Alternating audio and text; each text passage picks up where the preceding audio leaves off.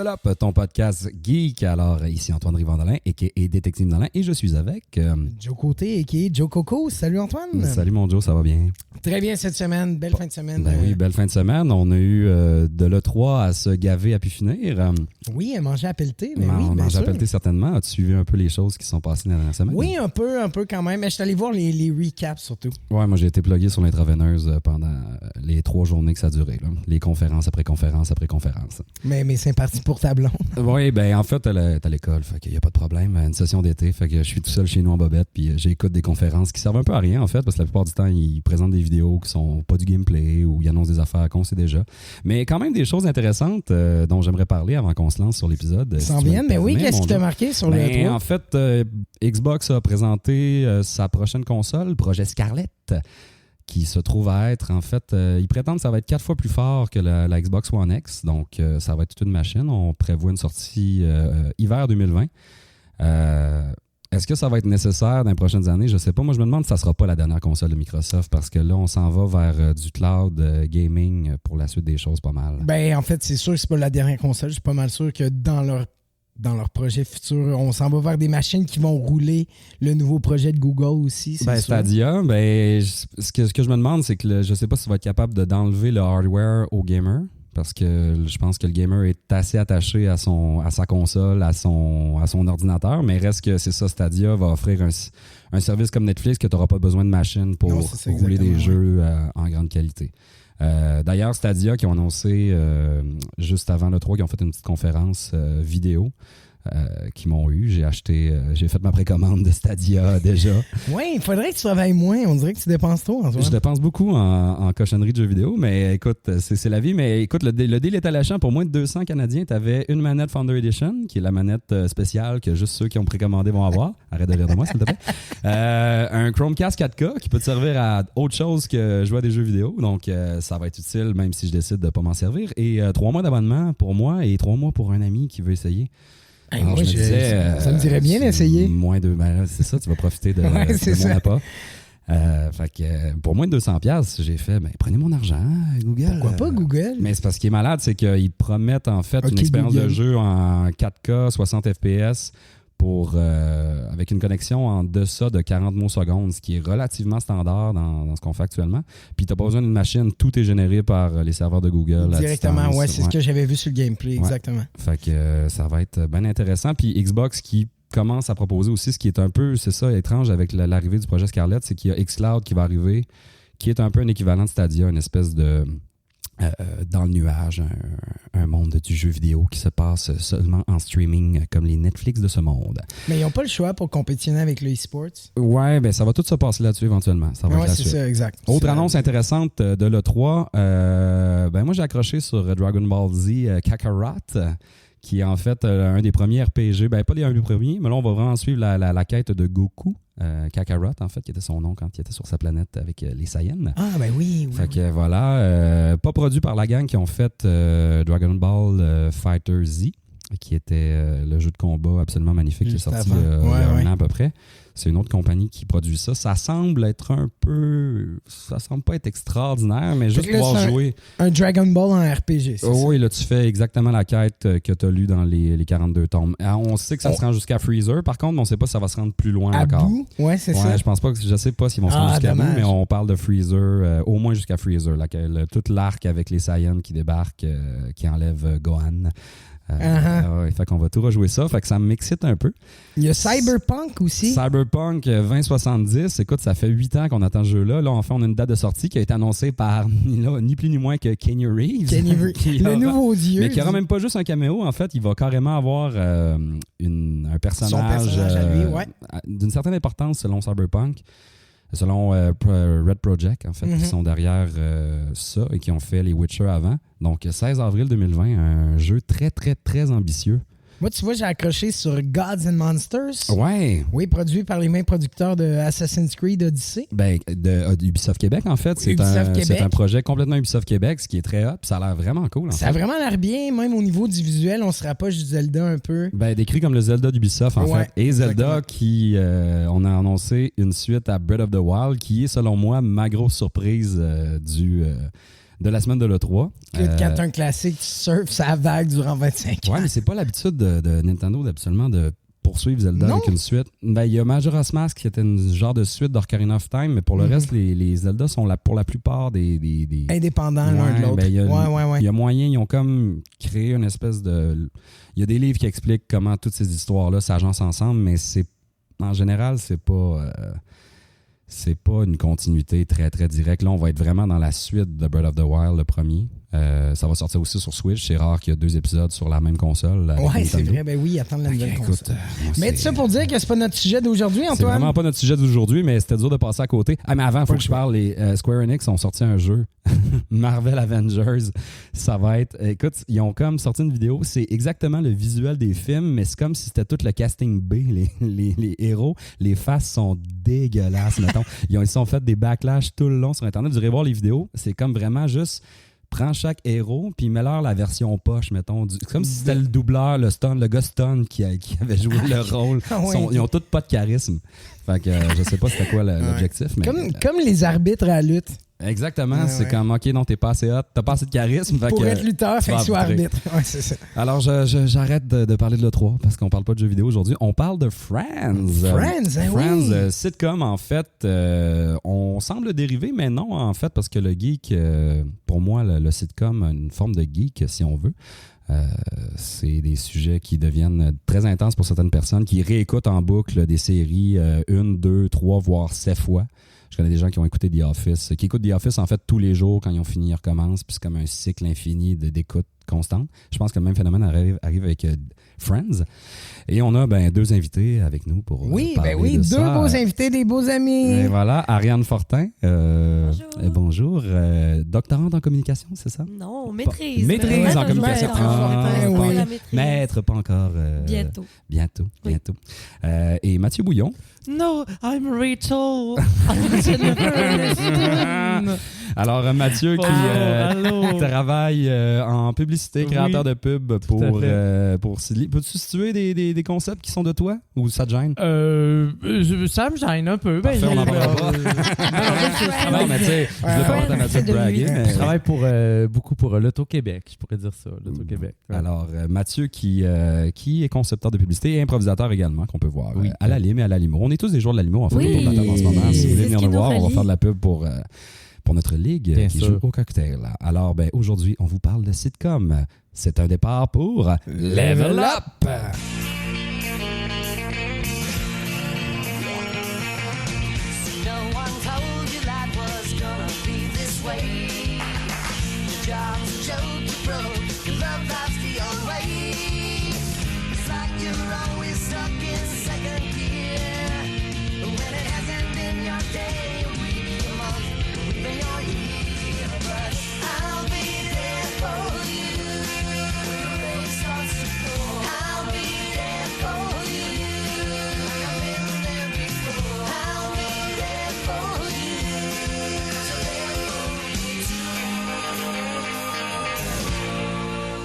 Je vous propose en fait de nous faire un petit survol de Friends.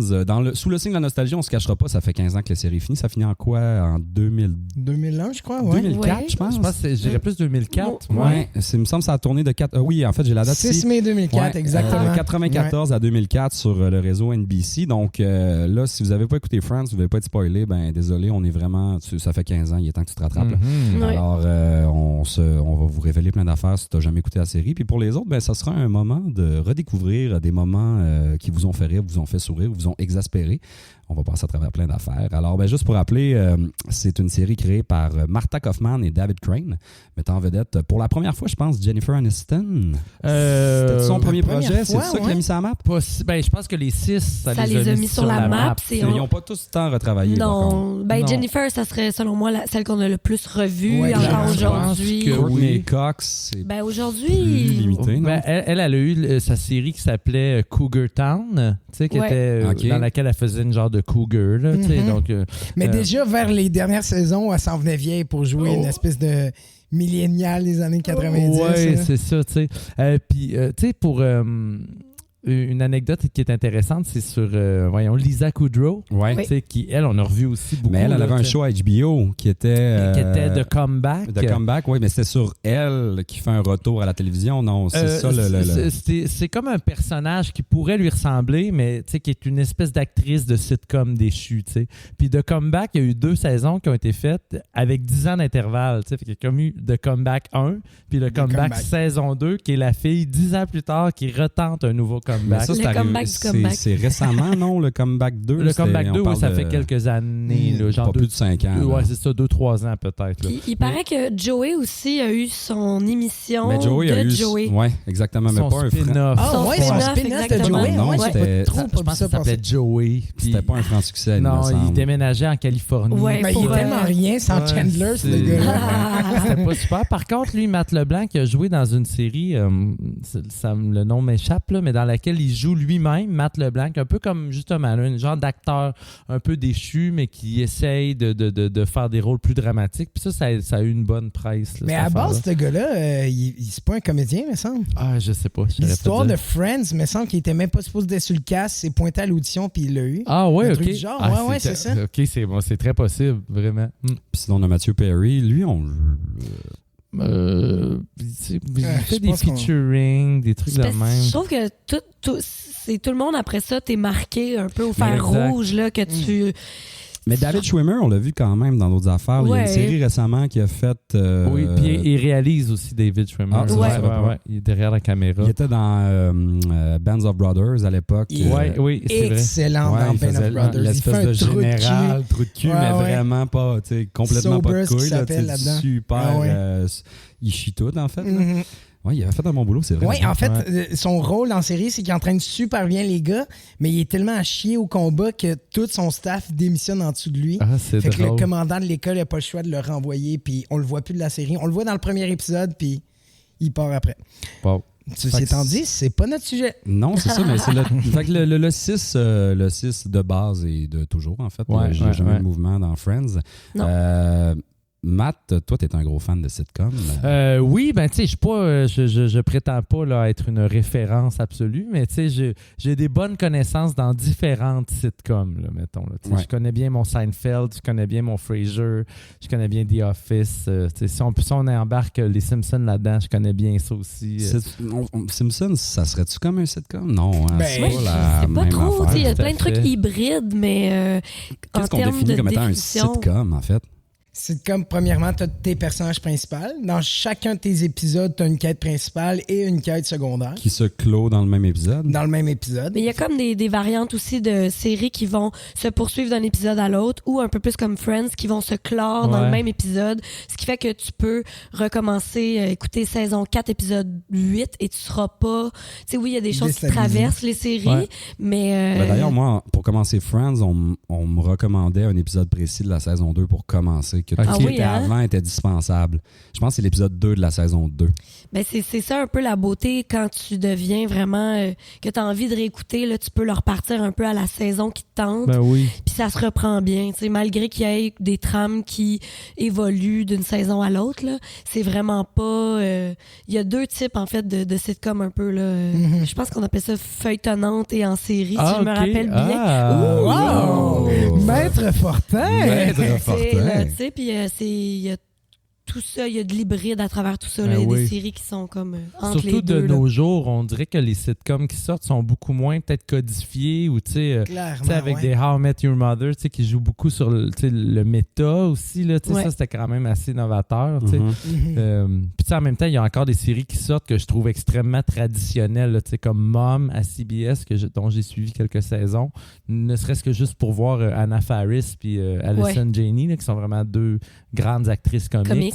Mais reste que les textes sont pas super. Là, moi, j'ai décroché. Je suis tanné de ça. Là, puis le show devant public, mettons, qui semble exister de moins en moins au Québec, ça va perdre, on pense? Ou ça se fait moins quand même. Surtout la fiction. J'essaie de penser à des émissions au Québec actuellement de fiction qui sont enregistrées. Il y en a public. Madame Lebrun. Madame Lebrun, oui, c'est devant public, ça? Oui, c'est devant public. C'est pas écoutable. Mais désolé. Mais tu sais, les rires en canne puis les rires du public, c'est vraiment un élément distinctif là, de la sitcom. En fait, les rires en canne, ça vient donner le rythme. En 90, ça donnait le rythme aux spectateurs de quand rire, c'est là qu'on rit, c'est là la blague. Mais en même temps, à la maison quand tu regardes ça, à la maison, mais quand tu regardes ça, on dirait qu'on se fait prendre pour des niaiseux, puis on sait pas où rire.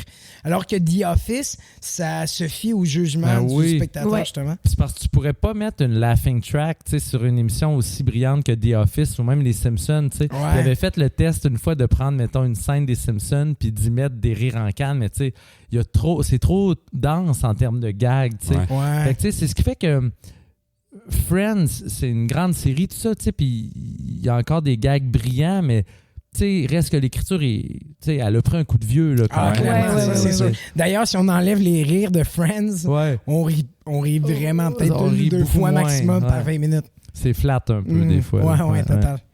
Mais on va se faire un petit tour d'horizon, à savoir, on va se passer des catégories, juste voir. Ben oui, c'est ça, première catégorie, votre personnage préféré. Votre personnage préféré dans le top 6, ça serait... Ariane, on commence avec toi? Ben c'est ça, cette question-là, c'est comme... une question traditionnelle, une question qui revient toujours, mais qui est vraiment cruelle, parce que moi, mettons, je trouve que mes positions de personnages ont vraiment changé avec les saisons. Comme j'ai commencé en aimant beaucoup moins Rachel et Phoebe au début, et au final, en réécoutant, pour moi, Phoebe, tu sais, apprend vraiment un autre niveau, là, tu sais, qui détrône beaucoup d'autres persos. Fait que je me dis, je pense... Puis au début, mon préféré était aussi assurément Chandler.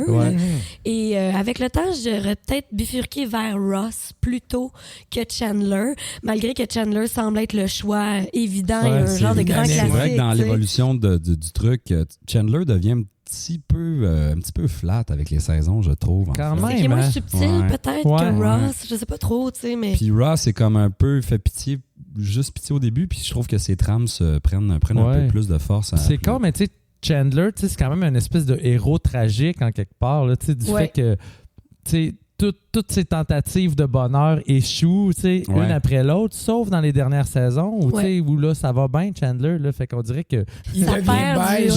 Son mordant est comme plus là. À mesure que Matthew Perry réglait ses problèmes de consommation.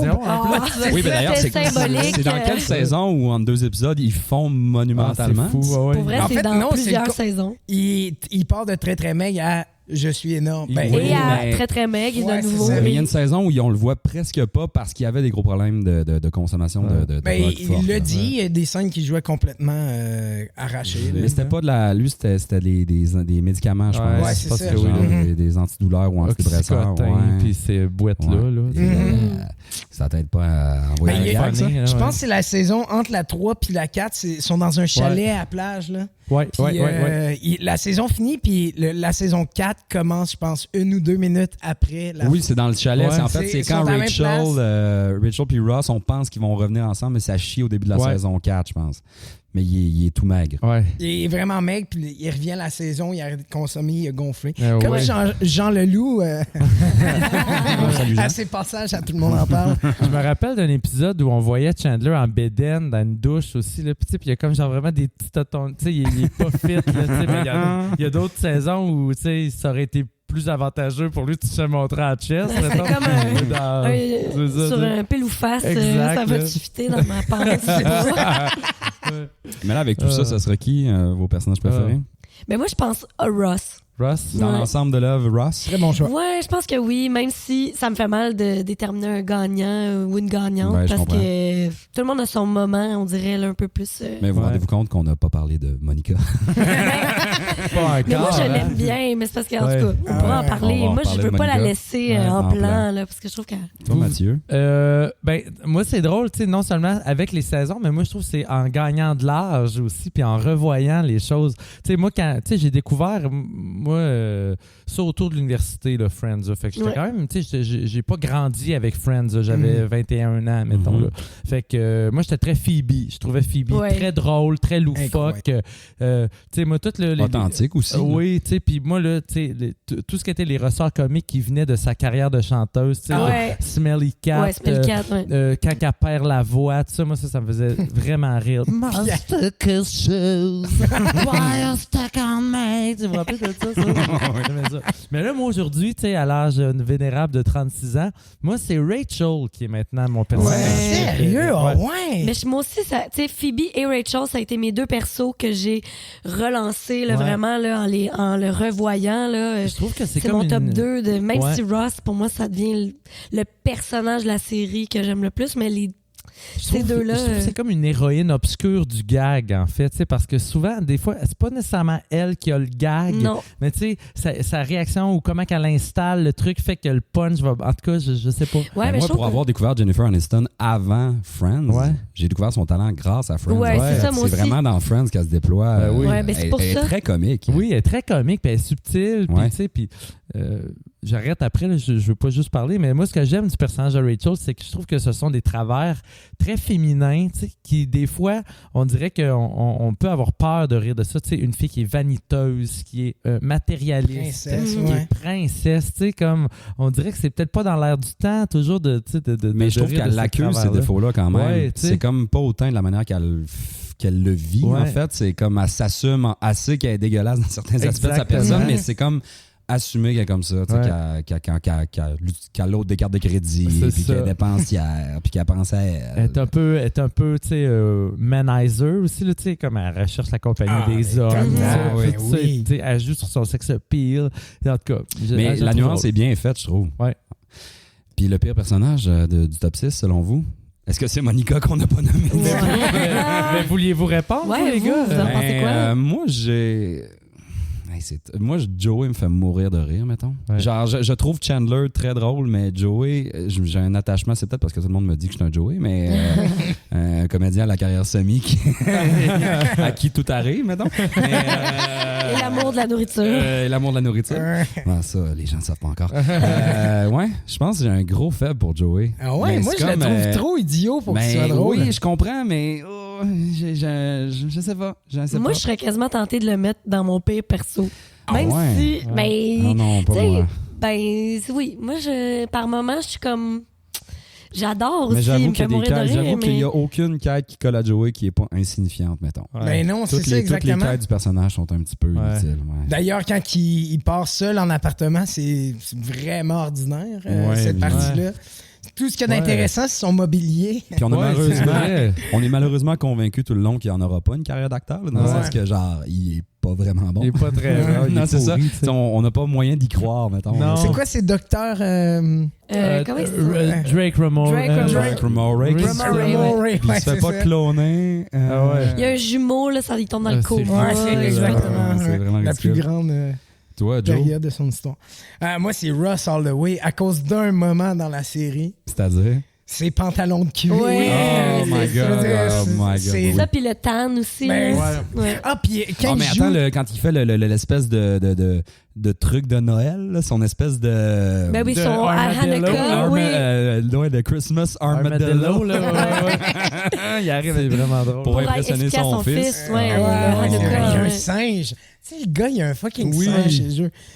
Ross, tout y arrive, mettons. Tout y arrive. Il y a les réactions sont bonnes en moi aussi, sérieusement. En termes de comique physique, je pense que c'est le plus fort. We're on a break, mettons. Là. Ouais, ben ça, tu sais. Mais tu sais, je reparle des pants en cuir, là, ça, c'est vraiment un moment hilarant. C'est hilarant. Puis là, il essaie de mettre de la lotion. Ah oui, c'est ça, la poudre. C'est vraiment bon. C'est ça, mais son rappel aux gens, il y a des pantalons de cuir sur une date, puis il se ramasse à la salle de bain, puis il est plus capable de les réenfiler. Oui, parce qu'il a eu trop chaud. Ça colle. C'est vraiment juste de par plein de moyens de les réenfiler. C'est vraiment solide. Là, il appelle pour de l'aide. C'est Chandler. C'est Chandler, exactement. Ça, il la rend. Il est vraiment désespéré. Il est en détresse. Je l'ai pas, là. Puis le monde, tu sais, il joue un peu aussi quand même, tu sais, quand il dit I'm fine, puis sa voix devient genre I'm fine. Quand Rachel, il est super mal à l'aise. Fait que je trouve que oui, en termes de delivery, il est assez fort. Il est très mais fort, ils sont tous des persos distincts. Fait que Ouais, c'est super ouais, en intéressant. plus. Mais moi, lui, il y a quelques moments là, que je trouve Un de mes qu'il est bons fort. moments de Ross aussi, c'est quand il joue de la musique. Puis Sur son CD. keyboard, Ah oui. des sons d'hélicoptère puis de laser. C'est oui, des il est pourri, compositions. On là. croyait pas que ça peut être pire que Phoebe, c'est ça Non, l'affaire, c'est ça. tu sais. Oui. Aïe, aïe, aïe. Mais là, le pire, fait que toi, ça serait Joey, Ariane, le pire. Ouais, mais tu sais, je Mais te je dis pas comprends. ça en étant super convaincue. Puis je dirais Monica, mais je m'identifie trop à Monica pour dire que c'est la pire. Tu sais, fait Ouais. que je peux Toi, pas. tu serais. Ah ouais, moi, je suis une Mettons qu'on fait Monica. l'exercice, là. Non, t'es pas une Monica. Ah, je suis vraiment une Monica. Non, Mais je Ah, pense que je suis oui, d'accord, oui, ouais. Monica. Je suis vraiment une non, Monica. non, mais Avec une petite touche de Phoebe, peut-être. là, mais- Ah ouais, ça c'est un beau mix. Ouais. Ouais, mix Monica Phoebe. Toi, tu serais un Ross, je pense, Mathieu. Ah ouais, moi, je me voyais plus Chandler. Plus Chandler. Ben, avec une touche de Ross aussi. Ouais, là, c'est tu sais. ça. Ouais, c'est ça. On peut pas être. Ouais. C'est tellement des persos clichés puis fixes dans leur. Ouais. C'est dur leur d'être juste standard. un, oui. Ouais, vraiment. c'est ça, exact. Je suis Mais ça, Chandler ascendant Ross. Ah, c'est bon, j'aime ça avec les ascendants. Ouais, Si c'est vous ça. n'avez jamais joué à ça à la maison, Puis- de jouer à qui et qui avec vos gangs d'amis, c'est un succès à chaque fois. Ouais, C'est- ça s'ostine. ça s'ostine, ça chicane aussi. Il y a des gens qui sont souvent insultés d'être. ouais. Moi, j'ai accepté d'être Joey. Là. Qu'est-ce que Joey tu veux que je te ascendant dise? Joey, toi. Être Joey Joey. ascendant Un peu. Joey. Ah, moi je pense que j'ai un Puis petit ici. Chandler aussi. Ben oui, Chandler, oui, oui. ouais, Petit ouais, côté. ouais. Non, je suis Joey ascendant Ross, moi. Bof, pourquoi? Ben, je t'attachant. Ben non, mais Chandler est super attachant. Ben oui, non, mais Chandler, il est comme plus terre-à-terre, plus leader, Ouais. plus, tu sais, il se fait pas mal. En tout cas, je vais pas Ben faire c'est une ça, petite moi je pense analyse. que j'ai le côté comique de Chandler, mais aucunement son espèce de maturité au niveau de son rythme de vie. Là. Ouais. C'est le seul Ouais. qui a une job stable. C'est vrai. Il paye tout à Joey. Fait Je qu'ascendant disais aussi. Joey, mettons? Ouais, ascendant Joey, Ouais. ouais, clairement. Fait que Chandler ascendant Joey? Ouais. Moi, je suis un Joey ascendant. Moi, je Moi, je te mets les deux. Moi, je Ouais. change pas Ah, mon fusil Joey d'épaule. ascendant Joey, ça fait mal, ça. Ben, il est cool. Ben, ça, je Ouais, dis que c'était mais mon pire je suis un perso. acteur, mais- je suis un acteur, puis il est pourri. Là, c'est Non, ça. mais c'est pas pour ça, là. C'est pas pour ça que je te dis Ah, ça. non. Mais tu sais, c'est le plus loyal aussi, là, tu sais, en Ah, termes de qualité c'est de vrai, cœur, c'est vrai, il est très loyal, très, Ouais. très loyal. Il mange comme un porc, mais il est Ouais. très loyal. Ouais, oui. Moi, je pense, ouais, tu sais, moi, je pense j'ai des caractères féminins aussi, là. Tu sais, je peux avoir Tu te verrais comme laquelle des Du trois? Rachel? un petit peu de Rachel. Un peu de je Rachel. pense. Ah, tellement. Tu sais, Un petit côté Chandler ascendant Rachel. Chandler ascendant Rachel. Ah oui, faut éclater les genres. Ouais, Faut ouais, éclater les genre, on est normes. rendu là, ouais, Ah oui, exactement. ben oui. Peut-être. Mais, hey, moi, je voulais répondre à mon pire personnage. Oui, mais oui, on est rendu Ben, là. moi, je pense que c'est Ross. Oh! Ouais, mon moins préféré. Pourquoi? Parce que, et ça, vous avez peut-être lu là-dessus, tu sais, j'avais lu un article qui blâmait un peu la série Friends Oui. pour l'espèce de courant d'anti-intellectualisme qu'il y a tu sais, aux États-Unis. Tu sais. Parce que Ross représentait un peu le seul tu sais, qui Ouais, crée des études. des grosses études. Tu sais, c'est censé être un intellectuel, tu sais, mais c'est un peu comme finalement le bouffon de service. Ouais, il est un peu tourné au ridicule, en Il fait. est toujours dans son- tourné au ridicule, tu sais. Puis, tu sais, justement, on dirait que son intelligence ne lui sert jamais, tu sais. Si ce Non, n'est c'est comme que une d'être- manière de le niaiser, en fait. Ouais, tu sais, il est un peu Ouais. comme rejeté, ultimement, là, tu sais, Ouais. comme, tu sais, quand il parle de quelque chose d'intelligent, ben, tu sais, tout le monde vont comme, tu sais... Ouais. Mais dans ce rire à cas-là, quel est-ce que point- ça serait pas tant le personnage, mais plus comment ils se sont servis du Ben, personnage? un peu, genre. mais, tu sais, ultimement, ça se rejoint, Ouais, sa ouais. façon de l'écrire, tu sais. Ouais. Puis c'est niaiseux, mais tu sais, comme son amour de Rachel, que je trouve Décroche. un peu possessif, ultimement, tu sais, Ouais. c'est niaiseux, là, mais, tu sais, on se rappelle que la série finit par Rachel qui ne suit Ouais. pas son plus grand rêve Pour être professionnel avec lui, ouais. pour être avec un dude, tu sais, qui... Mais il y a plein de choses, tu sais, aussi qui ne passeraient plus aujourd'hui. Non, Tu sais, si il y la a des série gags avait que tu été... revois, puis tu fais, hi, Ouais. là, Ouais, fait que je pense que ça peut peut-être faire partie de ça, puis ça serait intéressant de voir si on avait à le réécrire aujourd'hui, est-ce qu'on changerait Tout à fait, cette dynamique-là de genre, les études supérieures. Puis non seulement les études, mais aussi le sujet Ouais. des dinosaures Ouais. qui revient L'histoire, mais beaucoup. oui, c'est tu sais, ça. fait que à voir, tu sais, on a voulu un peu cogner sur le clou de dire non seulement t'es un docteur, entre Ouais. guillemets, mais t'étudies les dinosaures. Tu sais, fait que Vraiment.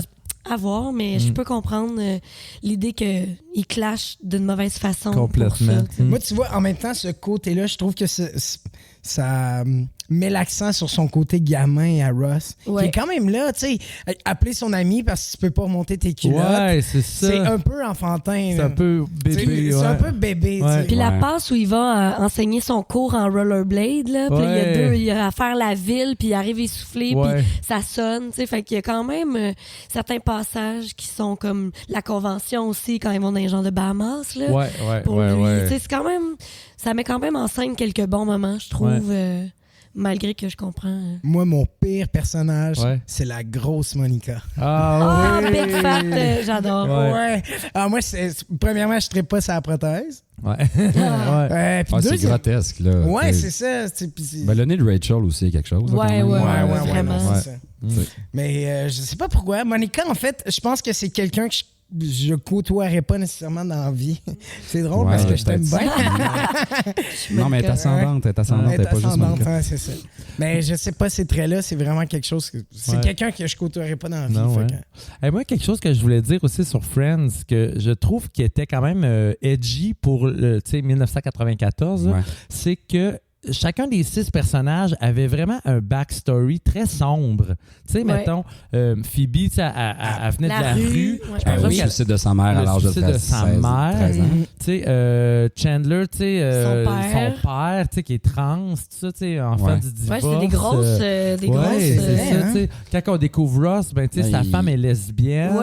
D'un enfant monoparental, une relation où sa femme est lesbienne. L'enfant moins aimé. C'est quand même edgy pour l'époque. C'est edgy d'avoir ça, là, tu sais. Fait qu'on dirait que, tu sais, les 6 avaient une façade très lovable, très inoffensive, mais ils ont quand même pu parler de issues de société à travers ça, tu sais. Fait que... super point, c'est bien intéressant, Mathieu. Toujours. Wow! Toujours. Sinon, on se remémore des épisodes. Quel épisode, mettons, serait votre favori s'il y en a un? Est-ce qu'il y a un épisode qui ressort du lot où vous faites ça, mettons, genre je peux l'écouter 2 fois de suite puis je m'attends pas? Ben moi, j'aime bien... il y en a plusieurs, hein, c'est sûr. C'est tout le temps ça la réponse quand on parle de Friends. Mais moi, un épisode qui m'a marqué, c'est quand ils font le jeu pour que les gars se débarrassent de leur coque. Puis que finalement, ils disent... Je sais pas si vous vous rappelez, finalement, ils organisent un gros questionnaire. C'est Monica et Rachel contre... Joey et Chandler, animé par Ross. Mais ça, c'est le jeu où ils gagnent l'appartement, non? Oui, c'est ça, mais pourquoi ils ont commencé à faire ce quiz-là, c'est pour que les gars se débarrassent de leur coque dans la part des gars. Je me souviens même plus que c'était à cause du coq. Puis là, après ça, les gars disent, on veut pas... Ouais, c'est ça, les enchères montent, puis ils disent, on va prendre votre appartement si on gagne. Puis là, Monica a dit, deal! Puis là, c'est genre, non, pourquoi on est rendu à parler de nos... Mais c'est un bon twist, ça, quand même, l'échange des appartements. Ouais, puis... ça me fait rire parce qu'ils se posent des questions genre en mode éclair. Puis les réponses de ça sont hilarantes. Là, moi, ma meilleure, c'est quand ils disent quel était le surnom de Monica quand elle était jeune et qu'elle jouait au soccer. Et du tac au tac, ils répondent « Big Fat Goalie ». Et il y a un close-up sur Monica avec un air piteux, genre tout de suite après. Puis après ça finit par le fameux moment de... quelle est la job de Chandler. Oui. Et ils perdent le quiz parce qu'ils sont pas capables de dire la job de Chandler. Mais c'est parce qu'on le sait pas, nous autres non plus. Mais c'est excellent. Oui. Puis là, c'est Rachel, super. Elle invente un mot. Puis ils perdent là-dessus. Puis Chandler est super offensé. Fait que moi, ça, c'est un de mes bons épisodes que je trouvais très bon. Très hilarant. Ouais. Moi, j'aime bien de mémoire, tu sais, le We know they know, but they don't know. Tu sais, lui, là. Ça, c'était quand? C'était. Quand ils découvrent que Monica et Chandler. Oui, c'est ça. Ensemble, oui. Et là, tout le monde apprend à des étapes, à des niveaux, puis là, ils disent « They don't know that we know ». Et là, quand les autres savent « They don't know, we know that they know », puis là, ça va à une phrase de comme 5... C'est malade, là. Oui, l'écriture est quand même très bonne sur cet épisode là-dessus, là, ouais. Ouais, je vois. Moi, j'ai pas un épisode en tête. Moi non plus, je pourrais pas dire, mais on vient de parler de nos moments. Si je peux parler d'un autre moment, c'est quand Ross et Rachel couchent ensemble au mariage. Ouais. Je sais pas si tu t'en souviens, ils se lèvent avec du crayon feu d'en face. Quand ils sont à Vegas. Ouais, à Vegas, exactement. Ouais, c'est ça. Ils vont se marier. Ils vont se marier, ouais, c'est ça. Ah non, mais ils se sont pas mariés dans cet épisode. Ils se sont mariés à Vegas, ça avec Elvis, c'est ça, exact. Très, très beau moment. Ah oui, puis ils se divorcent ensuite. Là, on est dans les dernières saisons à la fin. Ouais, peut-être la 6. 6 à peu près. Ouais, c'est ça. Ouais. Puis j'aime bien aussi, un de mes plaisirs, c'est de revoir, je sais que c'est pas tout le temps les meilleurs épisodes, mais les épisodes qui reviennent comme le fameux Thanksgiving, c'est pas nécessairement les meilleurs épisodes, mais moi j'aimais ça, revoir le Thanksgiving, puis je sais pas, c'était comme un petit réconfort de comme, on est de nouveau rendu là dans l'année, mettons. Je trouvais ça cute de revoir les genres de traditions qui réunissent les 6. Tout à fait. Fait que...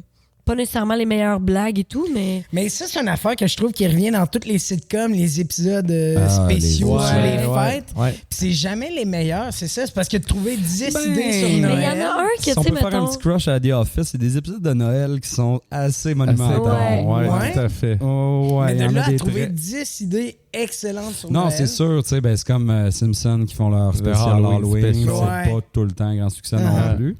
Mais sinon, c'est quand même... C'est marqué dans le temps un peu. C'est moi, comme... c'est les épisodes nostalgiques qui me tapent ses nerfs. Genre, il y a comme des entre-scènes où on parle d'un souvenir qu'on essaie de se rappeler. Puis là, on revoit des vieux épisodes. Ils remontent des séquences. Un clip show, là, tu veux dire. C'est un clip show. C'est pas bon. C'est du feeling, en fait. C'est vraiment... Vous n'aviez pas d'épisode, en fait. Ouais, c'est ça, exact. Ouais, non, c'est pourri. Tu vois des sections de gags, puis on revient au présent. Puis moi, il y a un truc que je suis bien contente de Friends, c'était peut-être pas la mode dans ces années-là, mais ça l'est un peu plus aujourd'hui. C'est les épisodes chantés où les acteurs se mettent à chanter. Je sais pas si vous avez... Il y avait ça dans Friends? Non, il l'a pas eu. Puis c'est ça que je dis, une chance qu'ils n'ont pas fait un fameux épisode où les acteurs se mettent à chanter l'histoire. Non, parce que c'est genre... ça me semble que ça aurait pas fité dans... Non, vraiment pas. Fait que jusqu'à un moment, ils n'ont pas fait ce faux pas-là d'aller là-dedans, comme bien d'autres séries qui l'ont fait. On parlait de moments, tu sais, j'y pensais hier un peu, là, mes moments préférés ou mes gags préférés, tu sais. Moi, il y a un gag où Phoebe ne veut plus appeler son chum, fait que là, elle demande à Monica, tu sais, empêche-moi d'appeler, tu sais. Fait que là, Monica, elle dit, OK, ben, tu sais, give me your cell phone.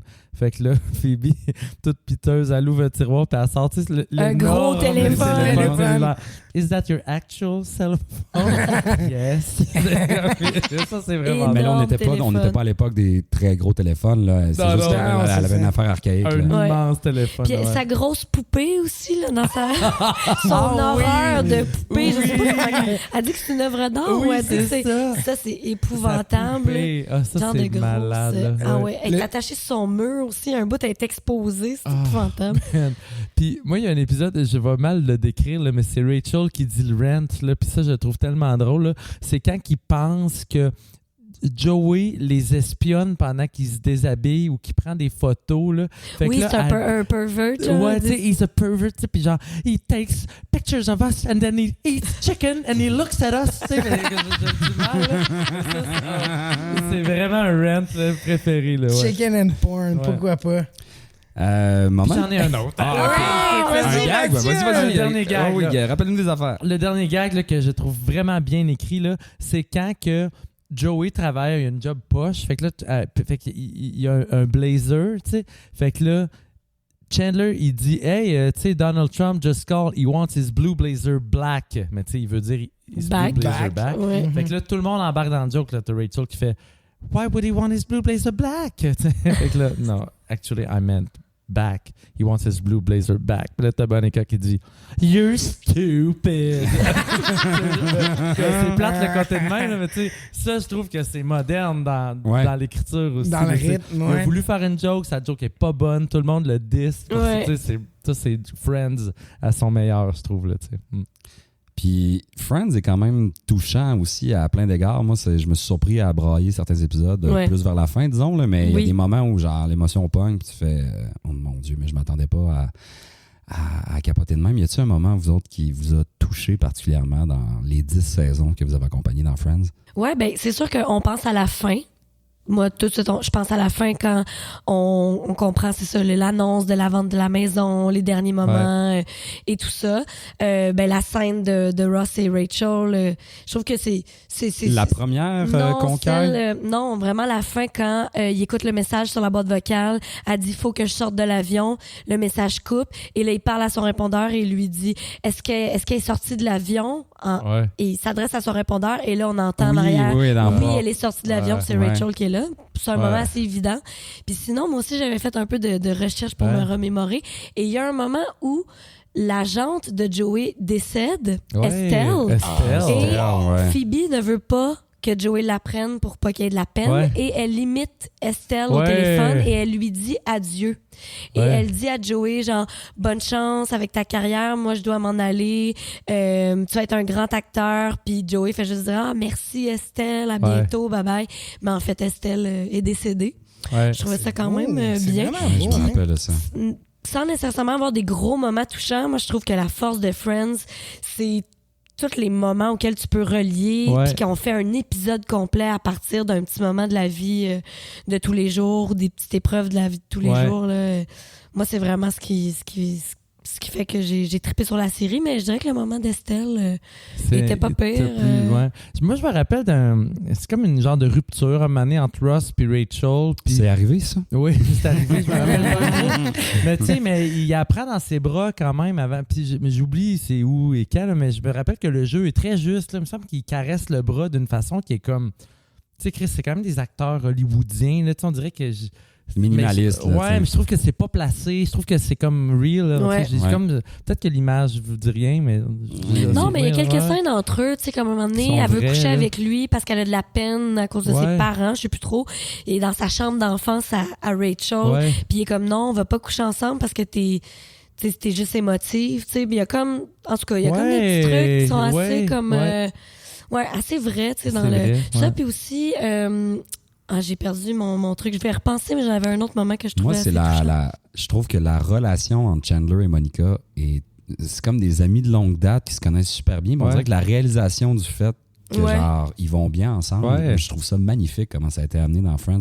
C'est super organique, tu sais, on a quand même passé 6 ou 7 saisons sans qu'il y ait pas vraiment de il y a des tension, des fois des petits débuts de quelque chose, mais même encore là, je pense pas. Tu vois pas vraiment venir, je trouve. Non, c'est ça, c'est comme une surprise, puis même quand ça arrive, tu te dis ils vont faire un gag, puis ça tiendra pas, mais au final, c'est super organique, ça marche, puis je trouve le fit vraiment touchant en fait. Je trouve que c'est comme beau de voir ces deux humains-là, puis leur quête d'amour. Chandler, on n'a pas vraiment sa quête de l'amour. Il y a sa folle Janice, c'est ça. Qui revient constamment, mais c'est pas nécessairement... Je trouve pas que c'est central dans le personnage de Chandler tant que ça. C'est le fun d'avoir aussi comme une relation super tumultueuse là, entre Ross et Rachel. Puis après ça, t'as le contraire. T'as l'amitié qui devient... C'est naturel, ça se passe. Puis l'idée qu'ils puissent pas avoir d'enfants non plus. Ça a été bien amené, ça. Vraiment. Puis j'ai retrouvé mon moment, c'est quand les filles dans la salle de bain annoncent à Rachel qu'elle est enceinte pour de vrai. Je sais pas si vous vous rappelez, Phoebe lui dit qu'elle est pas enceinte parce qu'elle regarde son test à la place de Rachel. Elle dit t'es pas enceinte et là Rachel dit ok, je suis pas enceinte, puis elle est comme déçue. Puis là Phoebe a dit ben non c'est pas vrai t'es enceinte. Puis là elle dit je suis enceinte pour vrai. Puis là les trois a dit oui je voulais juste voir ta vraie réaction puis te prouver que tu voulais être enceinte après tout. Fait que c'est comme un beau moment entre les filles aussi de tu sais comme Phoebe voir que tu m'as fait à croire que j'étais pas enceinte pour ensuite me dire que j'étais enceinte. Puis elle répond, je me rappelle, Jennifer, Rachel a dit « That's a dangerous little game ». De genre dire « T'es enceinte, t'es enceinte ». « That's a dangerous little game ». Un peu avec des larmes aux yeux. Genre. Elle trouvait ça excitant au final. Mais le moment de Phoebe avec ses triplets aussi, c'est super. Les triplets de son frère. Son frère, il est bizarre avec sa... C'est peut-être le pire personnage, en fait. Moi, le pire personnage, je pense, c'est la sœur de Rachel. Elle, je suis pas capable, mettons... Laquelle? Il y en a quelques-unes, là? Il y en a une qui est insupportable. Reese Witherspoon? Ou Christina Non, pas Reese Witherspoon, l'autre. Christina Applegate? Je pense, je me souviens pas, je sais pas c'est quoi l'actrice. Elle est juste une bitch, puis elle a comme pas de niveau à ce personnage-là. Moi, elle me fait juste me gosser par sa présence à chaque épisode qu'elle est là. Mais pas là souvent, d'ailleurs. Là. Mais moi, je pense que c'est mon pire, celle-là. Je la trouve insupportable. Vous autres, avez-vous d'autres pires personnages? Dans les secondaires, mettons? Pas Gunter, j'imagine. Ça peut être aussi dans les caméos. Trop bon. Ouais, parce qu'il y en a des caméos pas bons. Parlons des caméos pas bons. Mais les caméos vedettes, moi, je m'excuse, on va aller dans les pires après, mais moi, j'ai adoré le caméo, mettons, de Bruce Willis. Ouais, c'est un des bons. Bruce Willis, c'est du génie. Ouais. Brad Pitt aussi, je trouve qu'il passe bien. Là. Puis j'avais lu aussi qu'il sortait avec Jennifer Aniston dans ce temps-là. Fait que c'est comme cool d'avoir aussi le genre de backstory de l'affaire avec Mais des caméos comme ça, pour nous, ça vient peut-être moins nous chercher parce que c'est tellement de la culture américaine, justement. Ouais, ça, c'est sûr. Tu sais, je veux dire, je sais pas, dans kilomètre-heure, si... je sais pas qui pourrait rentrer dans kilomètre-heure. Ben, il y avait ça dans La Petite Vie quand même, tu sais, genre des caméos de grosses c'est vrai. vedettes. Ben oui, Céline. Ben, c'est oui, quand même c'est quelque chose de... Richard Seguin, mettons. On aime ça. Martini, c'est vrai. Moi, j'aimais moins Alec Baldwin qui qui fait le genre de une des fréquentations de Phoebe. Ouais, moi je l'ai full aimé. Ah, moi non. Trop émotif là. Gossant, il est trop. C'est peut-être parce que j'aime beaucoup Alec Baldwin. Ouais, mais... c'est ça. Ben il y a ça. Hein. Est-ce qu'on aime voir juste la personne je pense qu'il y a ça t'sais? dans le caméo, c'est genre t'aimes-tu l'acteur? Moi Baldwin me fait mourir de rire dans 30 Rock, je le trouvais cœur. Ouais, non, c'est ça. Moi je dissocie vraiment, puis le personnage de ce gars-là qui est tout le temps trop content, puis là Phoebe est comme t'es trop content, ça m'énerve comme OK, tu sais ça a pas été mon plus gros coup de cœur. Tu sais, il y avait eu Kathleen Turner qui faisait donc le père de Chandler, là, qui est maintenant une femme. Ouais. C'était ordinaire un peu. Là, tu sais, Kathleen Turner qu'on avait découvert, genre, tu sais, c'était une grosse star des années 80. Ouais, là, tu vois, dans moi, des je la connaissais pas. Là. Pour moi, c'était un caméo. C'était rien. Dans les années 90, c'était plus hot peut-être, là, mais là... Mais tu sais, les parents de Rachel, puis de Monica, puis de Ross, là, ça, c'est des grands acteurs comiques. Tu sais, t'as Elliot Gould là, qui jouait le père de Monica et Ross. Oui, lui, il était écœurant. Il est vraiment très drôle. Ils sont bons, les parents. Les mères sont bonnes aussi. Là, c'est des bons personnages. Ouais. C'est des comédiens que nous, on connaît pas beaucoup, là, mais qui ont vraiment roulé le boss. Là. Ouais. Mais ils sont très bons, les deux parents de Ross et Monica. Là. Ça marche bien. Ils sont très, très bons. Ils sont tout le temps déçus de Monica puis pas de Ross. Le rapport est trippant. Là, ouais, c'est bien. J'ai comme un flash. Tu sais, il n'y a pas un épisode où il y a une boîte de Monica là, qui a été comme a pris l'eau, là, fait que tous les souvenirs d'enfance. Mais mais dans le garage. Il y a comme un rat qui sort. C'est vraiment drôle. Oui, c'est ça, mais Ross, c'est comme vénéré par la famille, mais Pinel, dans le garage, elle a une boîte qui a pris l'eau. Monica. Oh mon Dieu, pas Monica. Monica, la pauvre victime de show. Quand elle fait le speech aux 25 ans de mariage, plus que ça, j'imagine, 50 ans de mariage de ses parents, puis elle dit c'est moi qui fais le speech cette année, c'est pas Ross. Puis c'est comme épouvantable. Elle sort la photo du chien mort, là, puis elle dit faites passer ça. Puis là, Ross va juste parler après, puis il dit genre 3 phrases, puis ils se mettent à pleurer, les parents, puis ils disent pourquoi c'est pas toi qui l'as fait assis, genre. C'est bon. Moi, j'ai quelque chose à dire aussi qui est intéressant. J'allais le dire en début d'épisode, puis j'y reviens. C'est Lisa Kudrow. Elle, on l'avait pas vue non plus. Tu sais, Frasier, qui est une autre sitcom qui a connu beaucoup de succès, mais qui a eu un peu moins de visibilité ici au Québec. Dans les années quoi, ça? C'est en même temps. Je pense que ça a commencé 1 an avant, puis ça a fini les années 90. Ouais, c'est ça. Je pense que c'est genre 93 à 2003, peut-être. Okay. Frasier a gagné beaucoup de Emmy Awards, tout ça. T'sais. Ah oui, hein? C'était des grosses années de sitcom, Seinfeld, Frasier, Friends en même temps. Ouais. Mais donc, Lisa Kudrow, elle avait décroché le rôle de Roz, qui est un personnage féminin de Frasier. Puis après le pilote, ça marchait pas. Il la trouvait pas bonne dans le rôle. Fait qu'elle elle a commis genre un gros échec. Là. Imagine. Là, juste avant Friends. Juste avant Friends. Puis c'est vrai que moi qui ai suivi Frasier, Lisa Kudrow aurait pas pu jouer ça. C'était comme une espèce d'intellectuelle femme de tête. C'est vraiment pas Lisa Kudrow. C'était pas pour elle, Surtout pas, mettons, à cette époque-là. Fait que c'est quand même intéressant qu'elle a eu comme son autre chance tout de suite après, au même réseau en plus là, à NBC. Ah oui, c'est ça. Seinfeld, ça avait commencé un petit peu avant. En 89. 89. Ouais. Ça a fait 9-10 ans aussi. Là. Fait que c'est un peu avant. Moi, je veux pas te peinturer dans un coin sur l'histoire de la sitcom, mais dirais-tu que c'est une grosse pierre angulaire, Seinfeld, sur l'évolution du sitcom où il y a eu des choses avant? Je sais que MASH a marché fort dans les années 70. Ouais, c'est ça. D'ailleurs, MASH, là, c'est le sitcom avec le plus de visionnement lors de l'épisode final. Ouais, je pense que c'est 107 millions de spectateurs. Friends, c'est le 4e, ça n'a rien à voir. Je suis allé voir les stats. Ouais, c'est combien? Moi, je pensais que ça frôlait le million. Friends, on est... Oui, c'est dans le million. Friends est plus dans les 20 millions et plus. Mais on est dans le 100 millions pour MASH. Il y a du monde en sacrement qui ont écouté le dernier épisode de MASH. Le dernier épisode, c'est ça, en direct. Là. Ouais. Mais non, mais Friends, c'est les 4e. 90 millions. Ouais, je vais continue à jaser, je vous trouve la stats là.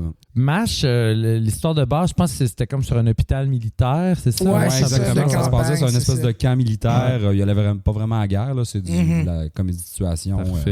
D'où le sitcom. Tu sais, dans les années 70-80, il y a eu des sitcoms horribles, là, mais qui ont eu énormément de succès. Tu sais, Three's Company, là, Vivre à trois, ça, tu regardes ça, c'est pas écoutable. Là, c'est tellement burlesque et stupide.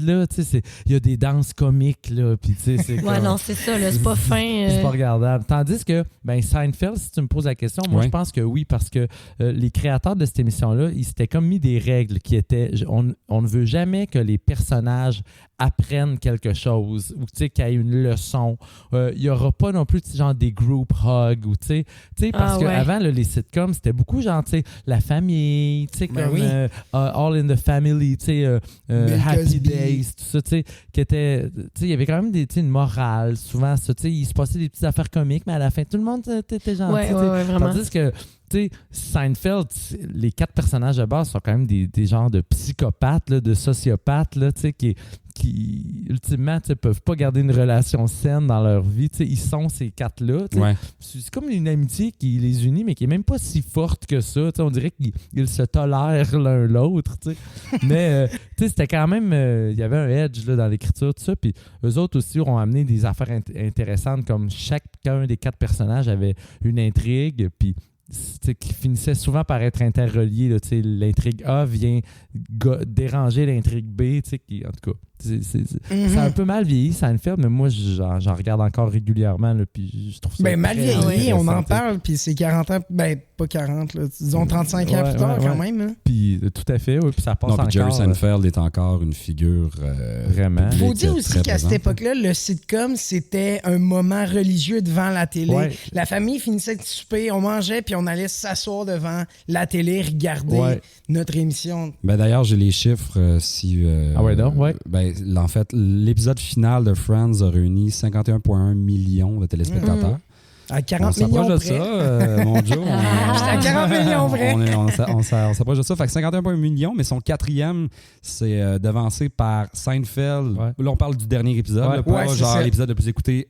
Parce que l'épisode après le Super Bowl de Friends est le plus écouté à 52,9 millions de la saison. Attendez, la saison 2, en fait. Ah oui. The One After the Super Bowl. 52,9 millions, c'est le plus écouté de Friends. Mais au niveau de l'épisode final, Seinfeld a fait 76,3. Cheers a fait 84,4 et MASH dans les années 70 quand même à 105,94. 2 millions près, ça, c'est pas mal. 2 millions près, on est vraiment fou, dessus. Hein? Mais je sais pas si on pourrait encore faire des chiffres comme ça dans le non, actuel, ça se fait pas, c'est terminé. Il y avait 4 postes là aussi.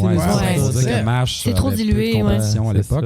Ouais, puis là, c'est pas juste la télé qui est en compétition, c'est Netflix puis Internet en complet. Est-ce que, là, suite à cela, on va brosser un peu l'univers du sitcom.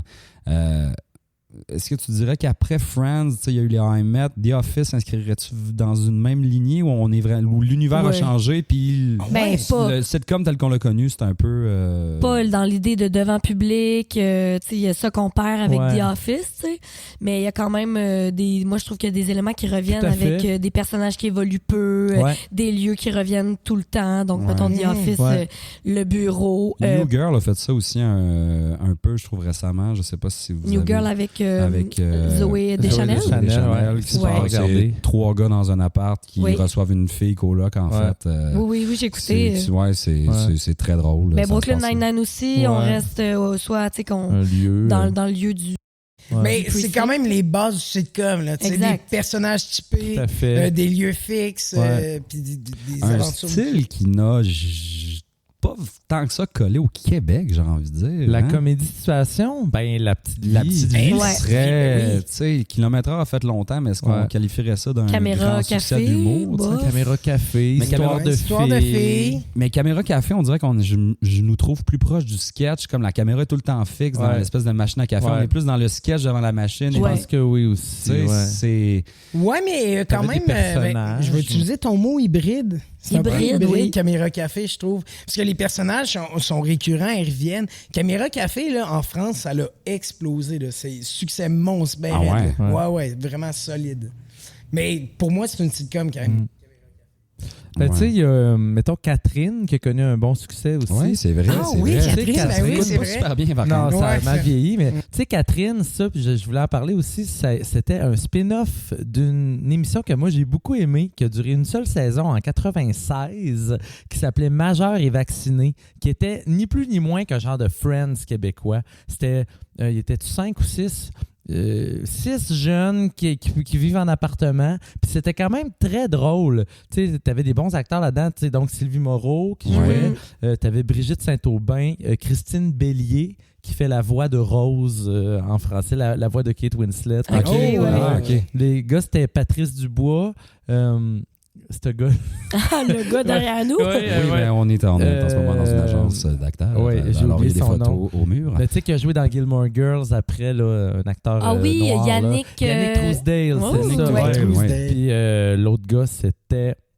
je l'ai oublié. J'ai oublié c'était qui. Mais ça, c'était la genèse de Catherine, en fait. Oui, exactement. Donc, Catherine, c'était ce personnage-là. Qui a été extirpé de là. Il y a eu la bonne sitcom Dominique et Martin aussi. Oh, oui, c'est ça. Ouais, en fait, il y a beaucoup de coups d'épée dans l'eau, on dirait, au niveau du sitcom. Mais c'est aussi les adaptations, je pense, qui sont pas évidentes, là, de prendre des séries américaines qui marchent super fort, puis d'essayer de les traduire directement, de les reprendre. Il y a un ton au Québec qu'on n'arrive pas à transposer. Peut-être l'humour aussi directement. Là. Moi, je trouve que l'humour américain, quelque chose, malgré qu'on est très proche, on est voisins, on aime beaucoup le contenu américain, mais je trouve qu'en genre de transposition, il y a peut-être quelque chose à garder. Tu sais, La Petite Vie, ça n'a pas essayé d'aller chercher... Non, c'était vraiment autre chose. Mais tu sais, des shows comme Friends aussi, tu sais, Chris, sont des équipes d'auteurs ultra performantes. Là, tandis qu'on dirait qu'au Québec, ils ont de la misère à débloquer du budget pour qu'il y ait 2 auteurs sur un projet. Oui, c'est vrai, dur après ça de scorer fort. Les cachets des acteurs de Friends, là, à la fin, là, c'est pas comparable. Mais vous me direz si je me trompe, mais Friends, carrément devant public, s'il y a un gag qui marchait pas, il arrêtait tout puis il réécrivait à l'air. Il réécrivait, c'est ça. Tu vois ça des fois dans les extras, tu sais, comme l'équipe d'auteurs s'arrangeait, ils retrouvent d'autres choses. Ça, c'est génial. Là, c'est vraiment... C'est une manière de travailler qui était carrément. Exact. C'est vrai qu'avec les moyens qu'on a, ça se peut pas vraiment. Ouais. Mais tu sais, il y a quand même eu des bonnes comédies là, au Québec. Oui, vraiment. Non, mais moi, je parle du sitcom comme tel, dans le style plus traditionnel. J'essaie de voir. J'essaie de voir, est-ce que dans une galaxie près de chez vous, est-ce que c'est pas... C'est exactement ça. Radio Enfer, j'aimais beaucoup ça quand j'étais jeune aussi. Il y a comme eu dans les années 90 aussi, début des 2000 peut-être. Moi, il y avait quelques émissions que j'aimais beaucoup là, quand j'étais plus jeune. Ça, oui, mais pour vrai, limite. Moi, je trouve que dans une galaxie... Oui, un peu plus jeunesse, mais tu sais... Mais aujourd'hui, moi, je pense à dans une galaxie là, pour ça se peut plus nos jours des sitcoms québécoises. Ça se pourrait plus. Tu sais, malgré que La Petite Vie, c'est excellent, puis j'en écoute encore, j'en regarde encore, reproduire une sitcom dans le genre de La Petite Vie aujourd'hui, ça se peut juste plus. Moi, je pense que tout se peut, mais il faudrait juste que l'écriture soit vraiment au rendez-vous, puis qu'il y ait, mettons, 10 méga bons auteurs autour d'une convention simple. Ultimement, on veut juste ça, comme des personnages qui sont amusants, drôles, attachants. Je pense que pour vrai, c'est l'écriture là, qui est défaillante. Là, est-ce qu'on a une culture de l'auteur aussi ou plus de la vedette qu'on met devant la télé? Il y a un autre truc, c'est qu'en anglais, le wording est tellement efficace. En 4 mots, on est direct au punch. Puis, tu sais, la langue, sans bâcher sa langue française, c'est punché, en anglais. Oui, c'est ça, exact. On a besoin de 4 mots, puis bang, ça rentre au poste. Ouais. Mais j'essaie de penser à... Excuse, je te coupe. Non, mais j'allais juste dire que, tu sais, moi, quand je regarde, mettons, moi, mes 2 sitcoms que j'ai beaucoup aimés, ça serait, mettons, Friends et The Office. Puis malgré que dans les discussions, on va beaucoup dire « Hey, mais The Office, c'est tellement plus drôle, disons. » Moi, j'entends souvent ça. Mais reste que, même si je suis très d'accord, Friends, pour moi, n'est pas détrôné, étrangement. Même si quand je compare les gags, je trouve que The Office est plus... J'ai ri plus fort, j'ai ri plus souvent dans The Office et à haute voix. Puis je peux mieux raconter ces gags-là, mettons. Mais pour moi, Friends a quelque chose qui reste un peu indétrônable, malgré que The Office est plus fort, selon moi, dans le gag, puis peut-être dans le writing. The Office a un côté décroché aussi que Friends a pas. C'est quand même sketch aussi, Friends. Mais le quatrième mur est brisé, on les c'est vrai. On les accompagne dans le quotidien. Puis moi, je trouve, puis pour avoir écouté How I Met, qui est après Friends. J'ai l'impression que Friends est comme une espèce de version ultime de ce style. Ouais, possiblement. Ouais, mais tu veux maîtriser cette forme-là. Ouais. Friends, il touche pas mal. Ouais. On n'a pas parlé de Modern Family aussi, là, qui était. Ça, j'ai pas vu. Moi, j'ai tout regardé. Les premières saisons, c'est des bijoux d'écriture, puis ça a tout raflé au Emmy aussi. Là. Mais là, ils sont à la saison 10. C'est comme un déclin, ouais, c'est ça. C'est vraiment la qualité est moins bonne. On n'a pas parlé de Big Bang Theory aussi. Ouais. Moi, je regarde c'est pas vrai, ça. mais oui. Moi, j'aime pas ça. Il y en avait d'autres. Scrubs aussi, un temps, avec comme marché. Moi, à mettre, j'ai pas pu finir parce que c'était aussi dans l'époque où on disait, t'es-tu Team Friends ou t'es Team il y avait comme une il y avait une opposition. Moi, j'étais clairement Team Friends. Ouais, c'est ça. Mais est-ce qu'après ça, il faut le regarder comme un genre de rip-off de Friends? Non, mais moi, j'étais pas capable de... Est-ce que les deux se sont chevauchés en Emmett et Friends? Pas sûr que ça s'est chevauché dans ma tête. Emmett a vraiment commencé après, mais je voudrais pas dire une mauvaise info. Quelques années près, c'était pas très loin. Non, un genre de 2006 mais ils voulaient le successeur, en fait, là, pour plusieurs. C'était nommé comme étant le successeur de Friends en termes de code d'écoute, en termes de qualité. Moi, j'étais insultée dans le temps qu'on puisse dire. Moi, j'étais pas capable de regarder Emmett sans me dire c'est moins bon que Friends. Ouais, exact. C'est quoi dans le nom de la pas bonne sitcom là, avec Charlie Sheen, tu sais, 2.5 Men? Je pense que c'est exactement ça. Ça, c'est pas bon, là, c'est dégueulasse. C'est pas il y a bien des affaires pas écoutables. Will and Grace, là, qui avec des personnages homosexuels. Là. Pas inintéressant, mais moi, je me rappelle aussi à l'époque que je regardais Seinfeld, il y avait Mad About You avec Ellen Hunt puis Paul Reiser, qui, une sorte de couple, là, vraiment pas vilain non plus. Petite sitcom. Ouais. Dans laquelle Lisa Kudrow jouait aussi. Ah oui, hein? En fait, elle jouait sur le personnage de Ursula. Fait qu'il y avait comme c'est bon, il y avait un crossover. La méchante d'Anti-Tyran? Ouais. Non. Son fameux personnage. Ouais. On va rapper ça. Là, on est en train de déraper sur on dérape. On va se faire un épisode sur The Office un jour. Il y a de quoi aller jaser là. Moi, je suis bien passionné de The Office, mais c'était bien le fun de voyager avec vous autres autour de Friends. Alors, si vous n'avez jamais découvert la série, on vous invite à aller jeter un œil. Je pense qu'on va clore ça maintenant, mon Joe. Oui. Mais merci énormément, Mathieu, Ariane. Merci de l'invitation. D'avoir participé avec nous sur ce podcast I'll be there for you. Mais on nomme un petit Smelly Cat, mon Matt. Smelly cat, what are they feeding you? It's not your fault. Alors, si vous n'avez pas découvert encore Friends, on vous invite à aller écouter. Là, vous avez appris plein de... En fait, on n'a pas tant spoilé de trucs. C'est pas si Non, c'est contenu, je pense. Puis si jamais vous l'avez écouté seulement qu'une fois, allez redécouvrir les gags qu'on vous a rappelés aujourd'hui. Merci beaucoup d'avoir été avec nous autres. On va se faire un épisode prochainement... l'horreur. L'horreur qui s'en vient. D'aller parler d'horreur. Faites plusieurs sujets super intéressants qui s'en viennent. Intelligence artificielle, les films d'horreur de série B même. Oui, on va aller toucher à des affaires un peu nichées dans le monde de l'horreur. Ça pourrait être intéressant d'aller voyager là. Donc, restez à l'écoute. Allez liker Level Up Balado. Oui, sur Instagram, sur YouTube, page Facebook si vous n'êtes pas encore là.